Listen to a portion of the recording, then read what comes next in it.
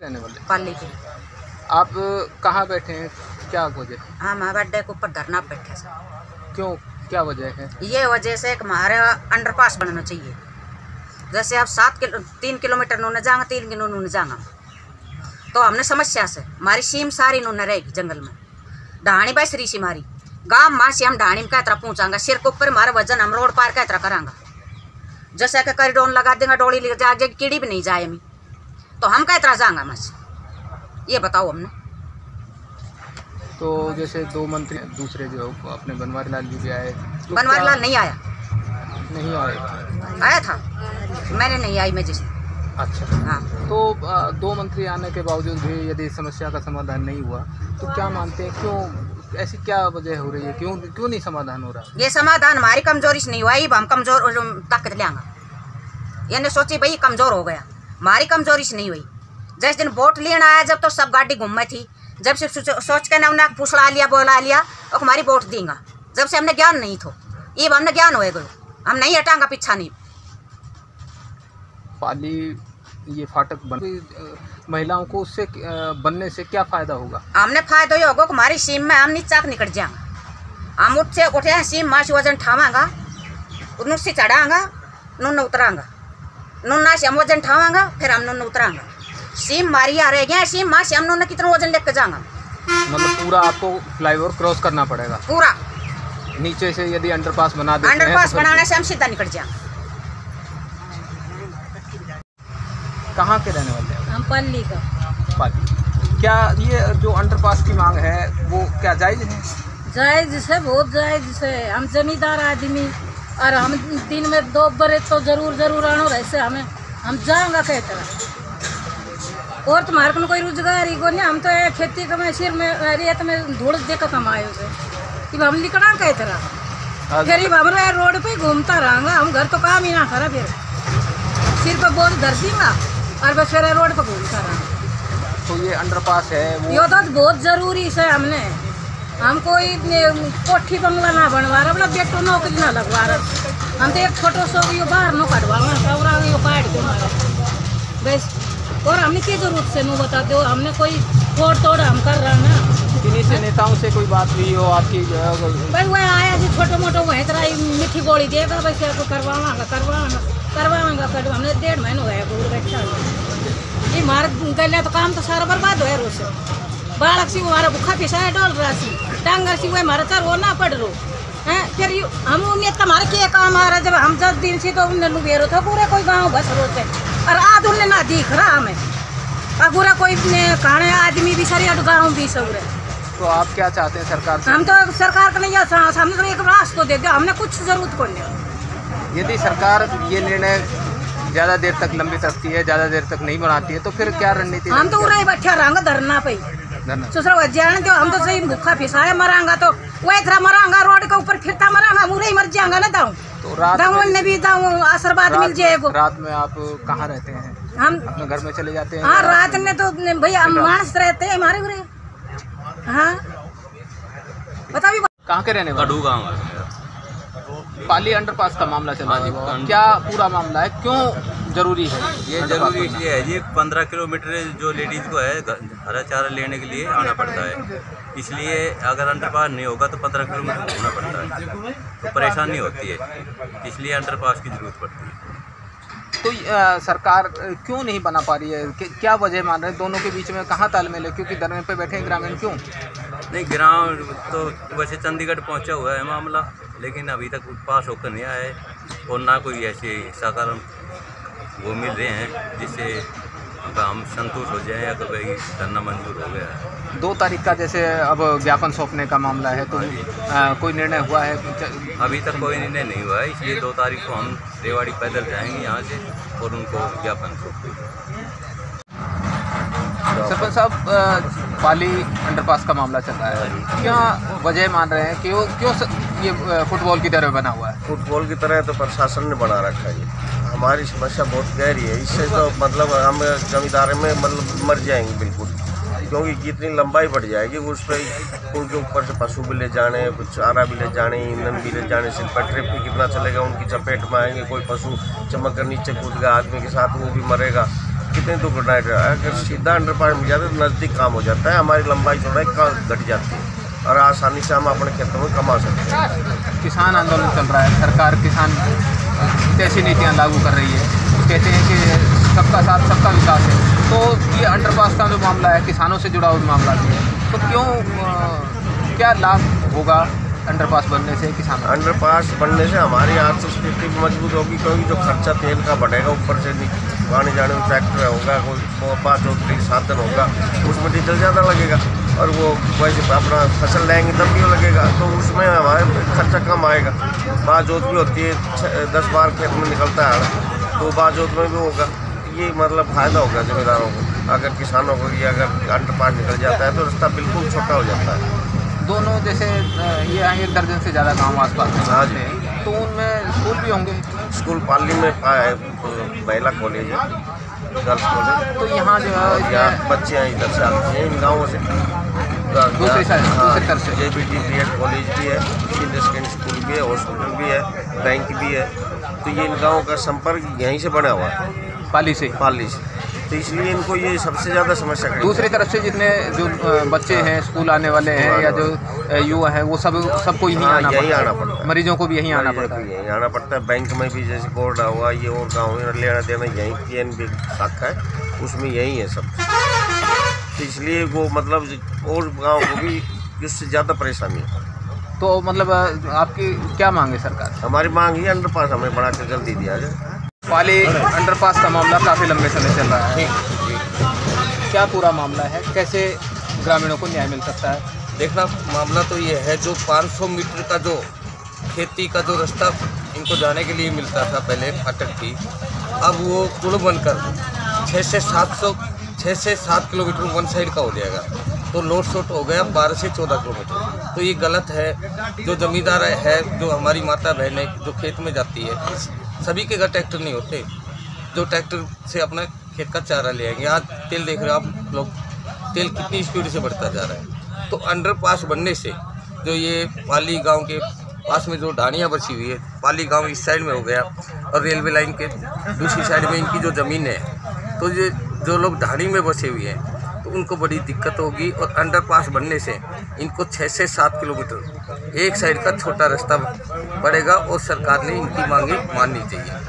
ये लोग 21 जनवरी से यहाँ धरने पर बैठे हैं, कितना टाइम हो गया और अभी तक इनकी मांगे, इतना लंबा धरना खींचना नहीं था। सरकार ने इनकी मांगे मान लेनी थी और 2 तारीख को 2 मार्च को हम सभी लोग मिलकर ज्ञापन देंगे DC साहब को, अपने CM साहब के नाम और डिप्टी CM के नाम। तो भाई इनकी जो मांगे हैं अंडरपास की बिल्कुल चाहिए। तो यहाँ 2 मंत्री आ चुके हैं, सहकारिता मंत्री भी आए हैं, ओम प्रकाश जी भी मंत्री जो हैं वो भी आए हैं। 2 मंत्रियों को मुख्यमंत्री के नाम ज्ञापन भी दिए गए हैं, पत्र भी दिए गए हैं। इससे पहले भी अंडरपास का मामला ग्रामीणों ने काफ़ी अपने विधायक तक भी पहुँचाया है। क्या मतलब आपका क्या मानते हैं, क्यों पेचीदा बना हुआ है मामला? देखिए, इसके बारे में तो मैं कुछ नहीं कह पाऊँगा, लेकिन 2 तारीख को जो ज्ञापन देंगे ना, उसमें मैं इनके साथ हूँ। और इनको मैंने स्पीच में भी ये कह दिया था, भाई चंडीगढ़ अगर आप लोग जाओगे तो CM साहब से मैं खुद टाइम मांगूंगा। और 1 बस की मैंने इनको कह भी दी है, 1 बस मेरी तरफ से होगी। मैं इतना ज़्यादा अमीर भी नहीं हूँ, 2 या 3 बस का किराया देता हूँ, लेकिन 1 बस चंडीगढ़ के लिए CM साहब के मिलने के लिए 1 बस में जितनी सवारी जाती है उनका खर्चा मैं सहन करूँगा और उस बस का किराया दूँगा। सर, पाली अंडरपास का मामला चल रहा है, क्या वजह मान रहे हैं, क्यों नहीं सुलझ रहा है? अकेले पाली गांव की नहीं है, आसपास के कम से कम 8-10 गांवों से जुड़े हुए छोटे खेतों को जाने वाले रास्ते हैं, गांवों को जाने वाले रास्ते हैं, सबके लिए बहुत बड़ी परेशानी का कारण है।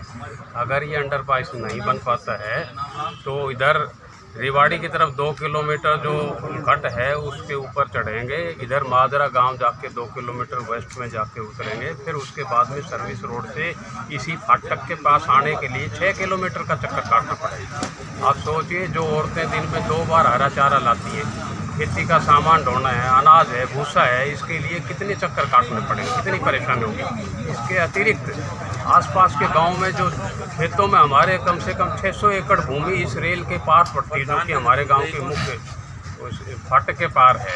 यहाँ पर बहुत से ऐसे परिवार हैं जो कि कुओं पर सेटल्ड हैं, जहाँ पर उनको गांव में आने के लिए, क्योंकि गांव में ही सारी सुविधाएं, बैंक है, महिला कॉलेज है, सीनियर सेकेंडरी स्कूल है, इसके अतिरिक्त अस्पताल है, पशुओं का अस्पताल है, उन सब के उन सेवाओं से वंचित रह जाएंगे।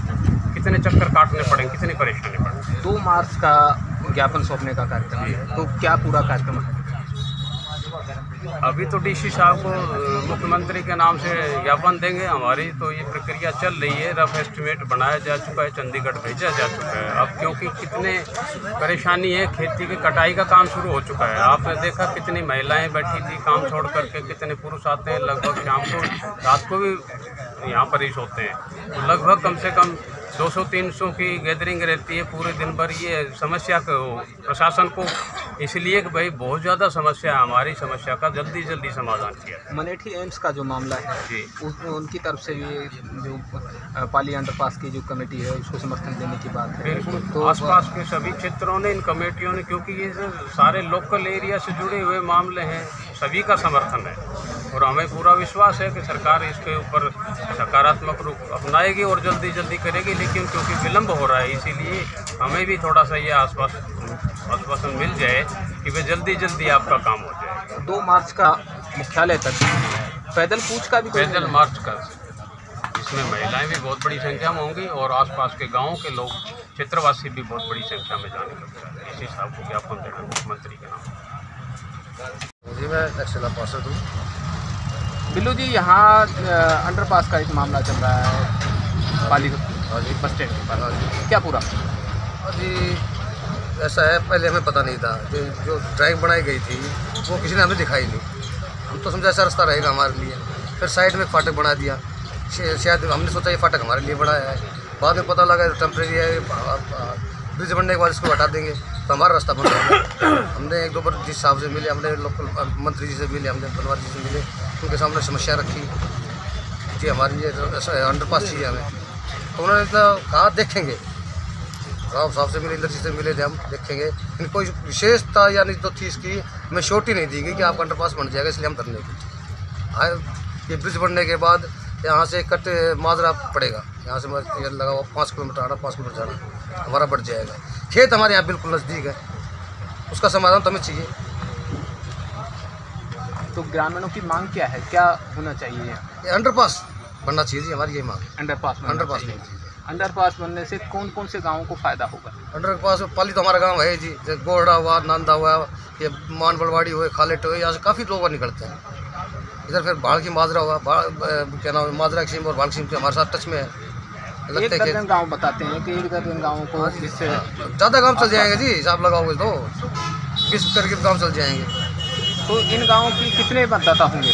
इन गाँवों में कुल लगाओ तो 25-30 हज़ार करीब मतदाता है। 30 हज़ार के करीब। हाँ जी। ये सभी बाउल विधानसभा से? हाँ, सारे बाउल विधानसभा। तो यदि इन लोगों की यदि बात मानी जाए तो अब देखिए पंचायत चुनाव आ रहे हैं। हाँ जी, आ रहे हैं। ठीक है जी। और सरकार कहती है सबका साथ सबका विकास। हाँ, बिल्कुल कहती है। तो आपकी जो मांग है वो पूरी नहीं हुई है अभी तक। आपने जो है केंद्रीय मंत्री से भी बात की है, राव इंद्रजीत सिंह से भी बात की है, सहकारिता मंत्री डॉक्टर बनवारी लाल से बात की है, जो कि यहाँ से विधायक हैं। आपने जो है ओम प्रकाश मंत्री जी हैं, उनसे भी बात की है, ADO साहब से भी। तो उसके बाद में भी आप क्या मानते हैं, क्यों समस्या का समाधान नहीं हो पा रहा है? देखो जी, सरकार कह रही है सबका साथ सबका विकास। पाली का नाम तो विकास है नहीं जी। जब हम एक अंडरपास के लिए आज हम 40 दिन हो गए बैठे फिर वो विकास गयो, पुल बनाएगो, हमारे लिए तो बेकार होगा पुल। हमने पुल तक क्या फायदा है बताओ? हमारा काम अंडरपास चालू था, पुल की वजह से टाल कर सरकार। हमारे लिए तो पुल की कोई अहमियत कौन है? हमने तो परेशानी के सबक और बन को। आज के किसके पास टाइम है बताओ ना बैठने के लिए? आदमी 24 घंटे यहाँ रहते हैं, औरतें हैं, देखते आपने देखी कितनी औरतें हैं यहाँ आती है, परेशान होती हैं। किसके पास टाइम है? बच्चे भी तो देखने, उनने अपना रोटी पानी भी करना है, अपने पशुओं को चारा भी लाना घेरना, किसी पास टाइम है? लेकिन हमारा तो विकास ही है ही नहीं बिल्कुल। हम तो मजबूर होकर धरने बैठे हैं। तो यहाँ जो समस्या है, समस्या का समाधान सही से समुचित ढंग से नहीं होता है, तो ग्रामीणों की क्या रणनीति रहेगी? जी फिलहाल तो हमारे 2 तारीख को डी साहब के CM के नाम की ज्ञापन दिखाएंगे। उसके बाद हमारे कार्रवाई यानी कि इलेक्शन जो होंगे, पंचायत इलेक्शन भी होंगे, MLA MP इलेक्शन भी होंगे, बहिष्कार करेगा पाली गाँव उनका, पाली और गोड़ा गाँव बहिष्कार करेगा। किन का बहिष्कार किया जाएगा? पहले जो पक्ष और विपक्ष दोनों का, पक्ष और विपक्ष दोनों का सुन लो, पक्ष और विपक्ष दोनों सुन लो, हम किसी के साथ नहीं होंगे। और जो हम बहिष्कार ही कर देंगे इलेक्शनों की तो बात ही खत्म, किसी के साथ नहीं होंगे। ये हमारी मजबूरी होगी जी, हमारे मुझे 40 दिन हो गए हम यहाँ बैठे हुए, कोई सुध नहीं रहा। एक बार हमारे मंत्री जी आए थे, हाँ भाई देखते तुम्हारा समाधान करते हैं, समाधान कर दो, हम अपने घर जाके बैठ जाओ, बैठने हम जुट के रहेगी। 2 मार्च को जैसे ज्ञापन का आप कह रहे हैं, 2 मार्च को हम ज्ञापन सौंपेंगे जी। तो उस ज्ञापन में क्या रणनीति रहेगी, क्या कितना समय सरकार या प्रशासन को दिया जाएगा कि इस अंडरपास के मामले को सुलझाया जाए? वो तो जी प्रशासन पे हम कह रहे हैं, हमारे कितनी अहमियत देता है प्रशासन हमें, हमारी मांग को कितनी ज़्यादा बात करता है हमसे, ये तो प्रशासन के ऊपर डिपेंड है। ये अगली रणनीति तो हमारी कमेटी संघर्ष समिति बैठ के निर्णय लेगी, हम काम करें या रेल वाले हम जो भी करेंगे संघर्ष समिति बैठ के निर्णय लेगी।